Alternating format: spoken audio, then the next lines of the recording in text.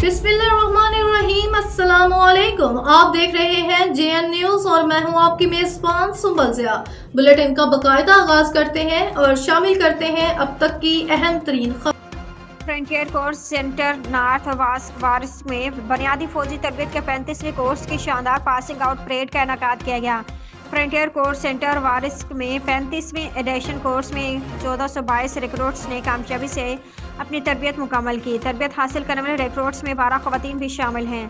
तकरीब में inspector general frontier corps north major general Anjum Riaz ने बतौर मेहमान खुसूसी शिरकत की।